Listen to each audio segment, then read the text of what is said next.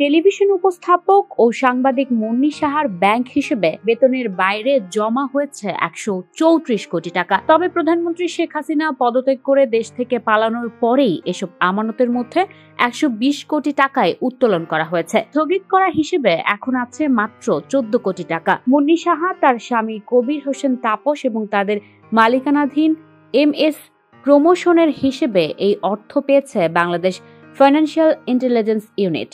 এছাড়া গুলশান ও Tejgaon link road এলাকায় শান্তিনিকেতনে 165 রোজা গ্রিনে তাদের একটি ডুপ্লেক্স বাড়ির সন্ধান মিলেছে।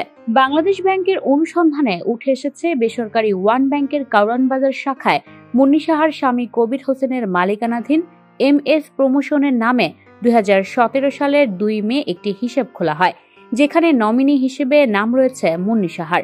অন্যদিকে ব্যাংকটির চট্টগ্রামের খাতুনগঞ্জ শাখায় জৈনিক মাহফুজুল হকের মালিকানায় প্রাইম ট্রেডার্সের নামে 2004 সালের 21 জুলাই একটি হিসাব খোলা হয়।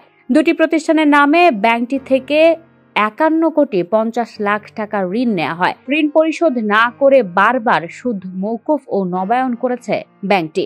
এর মধ্যে কেবল 2017 সালেই সুদ মওকুফ করা হয় 25 কোটি 78 লাখ টাকার। যদিও প্রতিষ্ঠান দুটির মধ্যে পারস্পরিক ব্যবসায়িক কোনো সম্পর্ক নেই, অথচ বিভিন্ন তারিখে হিসাব দুটির মধ্যে বিপুল অঙ্কের অর্থ লেনদেন হয়েছে। 2019 সালের 29 সেপ্টেম্বরের একটি উদাহরণ তুলে ধরে বলা হয়েছে, ওই দিন আলাদা 3টি চেকের মাধ্যমে MS প্রমোশনের হিসাব থেকে প্রাইম ট্রেডার্সের হিসাবে 56,50,000 টাকা স্থানান্তর করা হয়, যা সন্দেহজনক। এই অর্থ পাচার হয়েছে কিনা তা খতিয়ে দেখছে BFIU।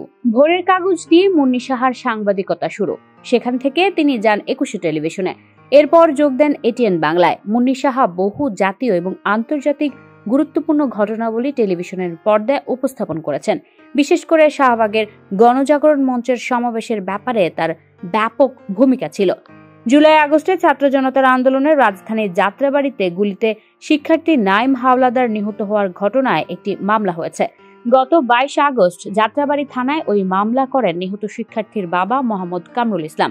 সেই মামলায় সাবেক প্রধানমন্ত্রী শেখ হাসিনা সহ একাধিক মন্ত্রী, MP, আওয়ামী লীগ, যুবলীগ, ছাত্রলীগ সদস্য এবং পুলিশ ও র্যাব কর্মকর্তাদের সঙ্গে যে 7 সাংবাদিককে আসামি করা হয়েছে তাদের মধ্যে একজন মুন্নী সাহা।